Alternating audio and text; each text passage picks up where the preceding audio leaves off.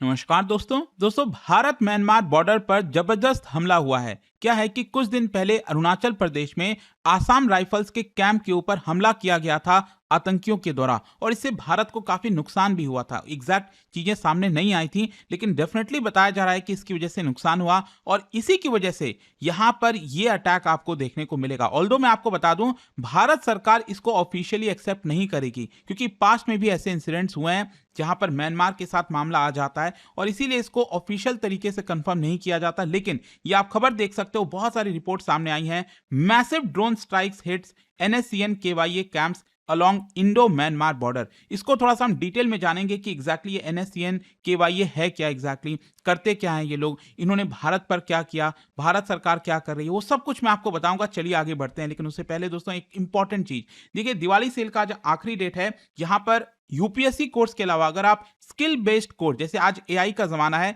Generative AI foundation पूरा जो course है 40 आवर्स की क्लासेस होंगी। यहां पर जितने भी एआई के टूल्स हैं उसके माध्यम से आपको सब कुछ सिखाया जाएगा। अगर आप इंटरेस्टेड हैं, लिंक कमेंट सेक्शन में दिया हुआ है, यूज करना है कोड अंकित लाइव मैक्सिमम डिस्काउंट के लिए। या फिर कोई भी अगर आपको डाउट है, प्रॉब्लम है, ये फोन नंबर दिया, आप इस पर कॉल कर सकते हैं, मेरी टीम आपको अच्छे से गाइड कर देगी। चलिए शुरुआत करते हैं। सबसे पहले देखते हैं कि एग्जैक्टली हुआ क्या है। देखिए, एक मेजर सिक्योरिटी डेवलपमेंट में बताया जा रहा है कि multiple precision drone strikes hit किया गया है NSCN KYA कैंप के ऊपर।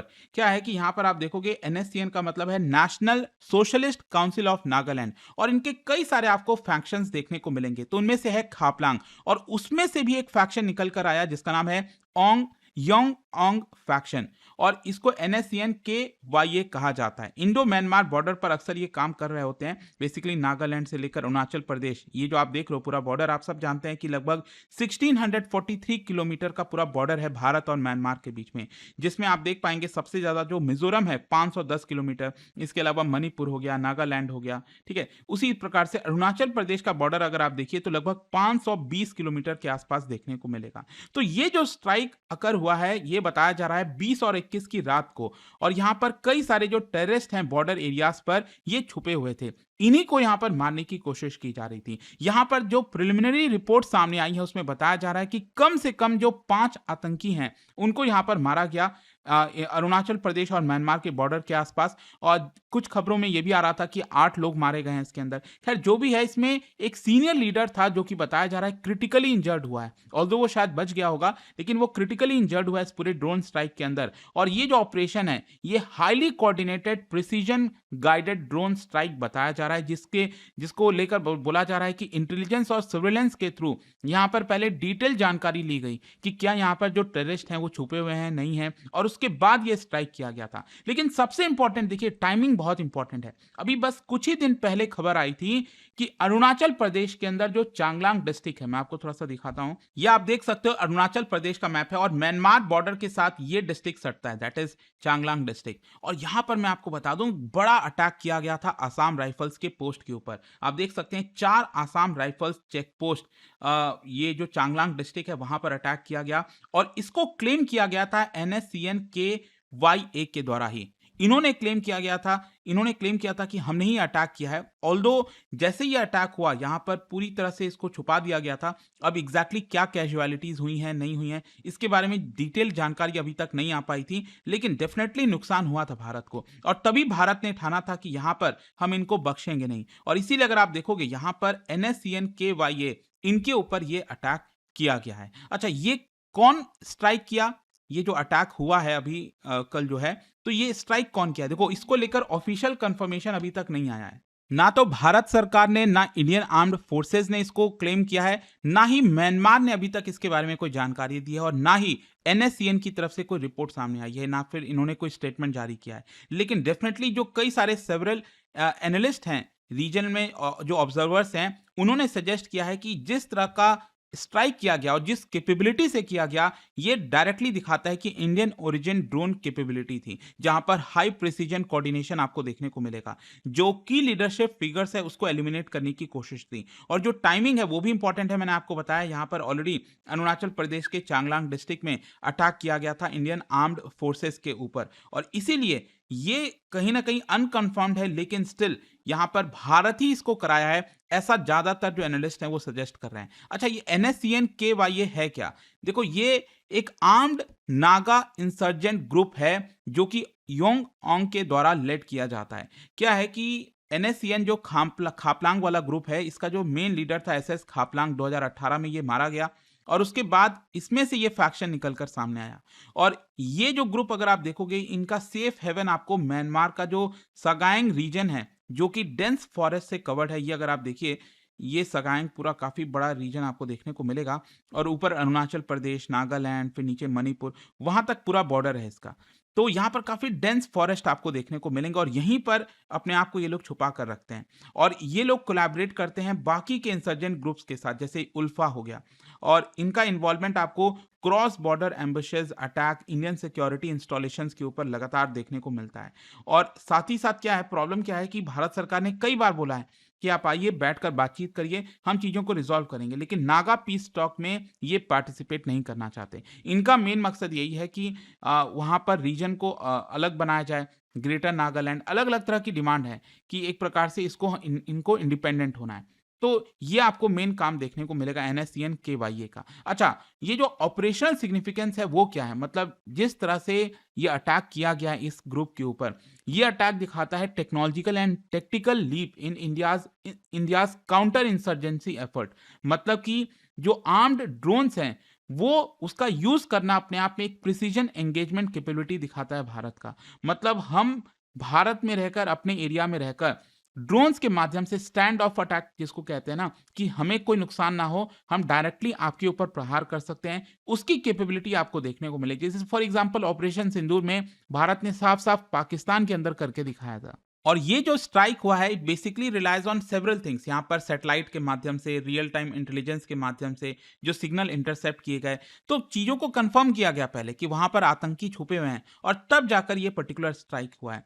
अगर ये ऑफिशियली कंफर्म हो जाता है ना, लेट मी टेल यू, ये दिखाएगा कि shift from ground based hot pursuit, मतलब ग्राउंड बेस्ड जिस तरह से हमारे सैनिक वहाँ पर जाकर अटैक करते थे, उसके बजाय हम एरियल प्रिसीजन स्ट्राइक करना चाहेंगे आगे, उसका एक क्लियर कट संकेत आपको यहाँ पर देखने को मिलेगा। लेकिन हाँ, यहाँ पर लीगल और डिप्लोमैटिक इम्प्लीकेशंस भी है। मतलब ज्यूरिसडिक्शन का मामला आ जाता है ना, हम किसी दूसरे देश में जाकर अटैक कर रहे हैं। तो अगर ये अटैक म्यांमार के टेरिटरी में हुआ है विदाउट देयर कंसेंट, तो ये कहीं न कहीं वॉयलेशन ऑफ सॉवरेनिटी दिखाएगा और इसीलिए मैंने आपको बोला कि कहीं न कहीं भारत इसको क्लेम नहीं करेगा। लेकिन हाँ, भारत इसको जस्टिफाई कर सकता है डॉक्ट्रिन ऑफ सेल्फ डिफेंस को लेकर, जैसे हमने ऑपरेशन सिंदूर के दौरान किया था कि हमारे ऊपर अटैक हुआ, हमने यहाँ पर पाकिस्तान के ऊपर अटैक किया। लेकिन अगर ये म्यांमार के साथ मिलकर कोऑपरेशन से किया जाता है, तो ये जॉइंट सिक्योरिटी कोऑर्डिनेशन दिखाएगा। जैसे 2019 में ऑपरेशन सनराइज हुआ था, जहाँ पर म्यांमार और भारत दोनों ने क्लेम किया कि हाँ, म्यांमार में छुपे हुए कुछ जो आतंकी हैं, उनको भारत मार रहा है। तो काफ़ी कुछ है यहाँ पर। देखो, म्यांमार इस बात को जानता होगा, हो सकता है इनफॉर्मल तरीके से भारत ने म्यांमार को इन्फॉर्म भी किया होगा कि हम यहाँ पर ड्रोन स्ट्राइक कर रहे हैं और म्यांमार भी खुश होगा क्योंकि उसको भी लेना देना नहीं है। सो उसको भी है कि चलो ठीक है, आपको जो करना है करो, ठीक है। तो इसीलिए, लेकिन हाँ, म्यांमार ये कहेगा कि आप इसको ऑफिशियली कंफर्म मत करना, क्योंकि अगर भारत ऑफिशियली कंफर्म कर देगा तो ऑब्वियस सी बात है, म्यांमार को इसका जवाब देना पड़ेगा। तो ये आपको कोऑर्डिनेशन शायद देखने को मिल सकता है। लेकिन इसका ओवरऑल इंपैक्ट क्या आएगा? देखो, अगर हम इंसर्जेंट नेटवर्क्स की बात करें, तो डेफिनेटली ये जो स्ट्राइक है वो NSCN KYA का जो कमांड और लॉजिस्टिक है उसको डिसरप्ट कर देता है। यहाँ पर जो की लीडर्स हैं, अगर वो न्यूट्रलाइज हुए हैं, तो एक बहुत बड़ी बात हो जाएगी। इसके अलावा जो इंसर्जेंट्स हैं वो और ज़्यादा म्यांमार के डीप में जा सकते हैं ताकि फ्यूचर स्ट्राइक से वो बच सकें। फिर कहीं न कहीं जो मोराल है पूरा इस तरह के इंसर्जेंट ग्रुप्स का, वो काफ़ी हद तक डाउन होगा। जहाँ तक भारत-म्यांमार का रिलेशंस का सवाल है, तो ये क्रॉस बॉर्डर जो ऑपरेशन है, कहीं न कहीं डिप्लोमैटिक टाइज़ पर थोड़ा स्ट्रेन कर सकता है अगर बिना म्यांमार के इजाज़त के किया गया। लेकिन हाँ, अगर कोऑर्डिनेटेड तरीके से किया गया तो दोनों देश के बीच में जो बायलैटरल काउंटर इंसर्जेंसी कोऑपरेशन है वो और ज़्यादा मजबूत हो सकता है। रीजनल सिक्योरिटी के लिए भी इंपॉर्टेंट है क्योंकि जो सिक्योरिटी फोर्सेस हैं अरुणाचल प्रदेश में, नागालैंड में, आसाम में, वो अब हाई अलर्ट पर आ जाएँगे। क्योंकि हो सकता है कि आगे चलकर इस तरह के ये टेररिस्ट ग्रुप्स के द्वारा फर्दर हमारे ऊपर अटैक किया जाए। तो विलेजेस जो हैं बॉर्डर एरियाज़ के आस-पास, वहाँ पर पेट्रोलिंग वगैरह और तेज़ी से बढ़ा दी जाएगी। इसका मैं आपको हिस्टोरिकल कॉन्टेक्स्ट भी बताता हूँ। ये पहला इंसिडेंट नहीं है। 2025 में अगर आप देखोगे, कई इस तरह के छोटे-मोटे इंसिडेंट्स हुए हैं। यहाँ पर इसी तरह से कई बार अटैक किया जाता है टेररिस्ट ग्रुप्स के ऊपर और भारत सरकार इसको डिनाई कर देती है। और स्पेशली पिछले कुछ समय से लगातार जो ड्रोन्स हैं उसका इस्तेमाल किया जा रहा है। जुलाई 2025 की बात है, उल्फा ने क्लेम किया कि उनके जो 3 कैडर्स हैं वो मारे गए हैं यहाँ पर, और कहीं ना कहीं भारत सरकार ने इसको ऑफिशियली डिनाई किया था, लेकिन स्टिल उल्फा ने क्लेम किया कि नहीं, भारत ने उनके लोगों को मारा है। और 2024 से 2023 के बीच में भी अगर आप देखोगे तो लोकलाइज्ड ड्रोन सर्वेलेंस और माइनर स्ट्राइक हुए थे। मतलब ये दिखाता है कि भारत ने छोटे लेवल पर ड्रोन का इस्तेमाल करना स्टार्ट किया, लेकिन अब लग रहा है कि फुल फ्लेजेड तरीके से जब हमारे पास पूरी तरह से कैपेबिलिटी आ गई है तो हम उसका इस्तेमाल कर रहे हैं ताकि हमें बिना नुकसान हुए उनको हम खत्म कर सकें। तो ओवरऑल अगर ये रिपोर्ट एक्यूरेट है तो कहीं ना कहीं एक टर्निंग पॉइंट है भारत के management of cross border insurgency में। ये दिखाता है कि भारत ने काफी बड़ा टेक्नोलॉजिकल अपग्रेड किया है अपने स्ट्राइक कैपेबिलिटी में। जो डॉक्ट्रिनल इवोल्यूशन है from low visibility high impact deterrence, वो आपको यहाँ पर देखने को मिलेगा। बट लेट्स सी आगे इस तरह से क्या चीजें होती हैं, क्या रिटेलिएशन आता है हमारे सिक्योरिटी फोर्सेस के ऊपर, क्योंकि ऑब्वियसली बात है वो काफ़ी हाई अलर्ट पे होंगे इस समय। बट एक बड़ी खबर यहाँ पर कल जो आई थी उसके बारे में आई होप आपको पता चला होगा। और जाने से पहले एक बहुत ही इंटरेस्टिंग क्वेश्चन, क्या बता सकते हो, अक्सर ये बॉर्डर के बारे में काफ़ी चर्चा होती है, तामू मोरे बॉर्डर, क्या ये कौन से कहाँ पर ये लोकेटेड है? म्यांमार के साथ बॉर्डर पर ये लोकेटेड है, ये पर्टिकुलर बॉर्डर क्रॉसिंग, ये किस स्टेट के साथ मिलता है? उसका राइट आंसर आप सब जानते हैं, मेरे इंस्टाग्राम पर तो मिलेगा ही, वहां पर अगर आप नहीं हो कोई बात नहीं, टेलीग्राम से ले सकते हैं इसका सही उत्तर। और दोस्तों जैसा मैंने आपको बताया, अगर आप एआई का कोर्स लेना चाहते हैं डेफिनेटली अवेल कर सकते हैं, लिंक कमेंट सेक्शन में दिया हुआ है। यूज करना है आपको ये कोड अंकित लाइव मैक्सिमम डिस्काउंट के लिए, या फिर ये फोन नंबर है यहाँ पर आप कॉल करिए, मेरी टीम जो है आपको अच्छे से गाइड कर देगी। दोस्तों यह दिवाली सिर्फ रोशनी की नहीं, सक्सेस की शुरुआत की दिवाली है। स्टडी IQ IAS लेकर आया है दिवाली सेल, जहां से शुरू होती है आपकी IAS journey. UPSC 2027 long term foundation batch अब अवेलेबल है सिर्फ 18,999 में। प्रीलिम से इंटरव्यू तक complete guidance, top faculties, mentorship और टेस्ट सीरीज के साथ। और सबसे बड़ी बात, बाइलिंगुअल हिंदी और इंग्लिश, आपकी तैयारी आपकी लैंग्वेज में। और साथ ही साथ मिलता है प्रीलिम्स क्लियर करने पर फुल फी रिफंड। मंथली टॉपर्स को 11,000 रुपीज के कैश रिवॉर्ड। लिमिटेड सीट्स हैं, सेल के बाद प्राइसेस बढ़ जाएंगे। तो स्टडी IQ ऐप खोलो, सर्च करो UPSC 2027 बैच और यूज करो कोड अंकित लाइव ANKITLIVE मैक्सिमम डिस्काउंट के लिए। अभी भी कोई डाउट हो तो इस फोन नंबर पर कॉल करिए 092400232993। तो दोस्तों इस दिवाली सक्सेस की रोशनी के साथ मनाइए।